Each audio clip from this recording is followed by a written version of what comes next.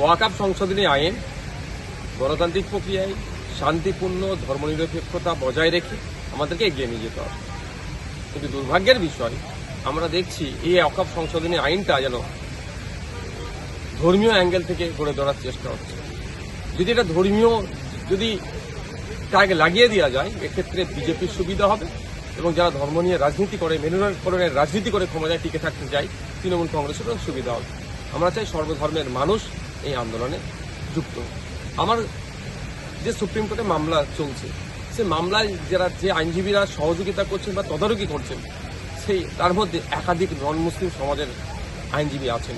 শুধু তাই নয়, গতকালকে আমি সুপ্রিম কোর্টে হাজির ছিলাম হিয়ারিংয়ের সময়, সেখানে আমি দেখেছি, আজকে আমি হাজির থাকবো, সেখানেও দেখতে পাওয়া যাবে যে অধিকাংশ আইনজীবী কিন্তু মুসলিম সম্প্রদায়ের নয়। সুতরাং যারা এটাকে শুধু ধর্মীয় সমস্যা বলে ধর্মীয় প্ল্যাটফর্ম থেকে এর প্রতিবাদ করতে চাইছে, সেটাকেও আমাদের সুবুদ্ধি সম্পূর্ণ মানুষের সহযোগিতায় তাদের বুঝিয়ে এটা গণতান্ত্রিক প্রক্রিয়াতে সর্বসাধারণের আন্দোলন, যেটা সংবিধান বহির্ভূত, সংবিধানকে আক্রমণ করেছে এই সংশোধনীর মাধ্যমে, এটা শুধুমাত্র মুসলিম সম্প্রদায়ের সম্পত্তি বাঁচানো নয়, সংবিধানকে বাঁচানোর এই আন্দোলন ঐক্যবদ্ধ হতে হবে। আমি একটা অনুরোধ করব, আমি দেখছি এই ওয়াকফ সংশোধনীর আইনের বিরোধিতা করতে গিয়ে যেন আমরা একে অপরের বিরোধিতায় আবার লিপ্ত হয়ে পড়ছি, এটা মোটেও কাঙ্ক্ষিত নয়।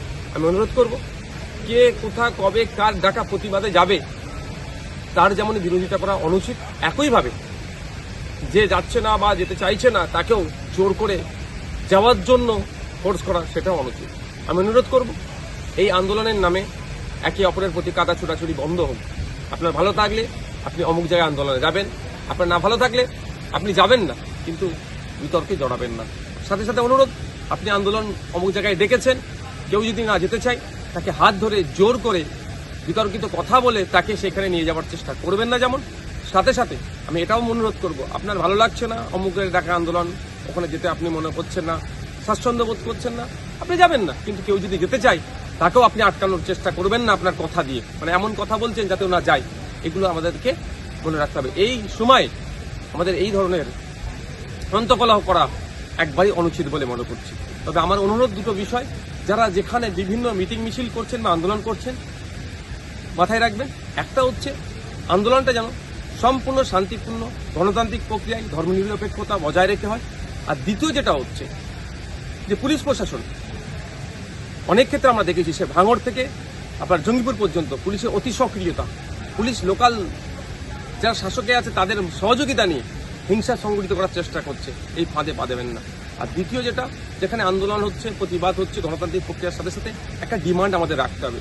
ডিমান্ডটা এটাই যে রাজ্য সরকারের পক্ষ থেকে সুপ্রিম কোর্টে একটা পিটিশন দাখিল করুক, কারণ রাজ্য সরকার হচ্ছে 10.5 কোটি পশ্চিমবাংলার মানুষের জনপ্রতিনিধি, তার মাথায় সে সরকার একটা পিটিশন সুপ্রিম কোর্টে করুক।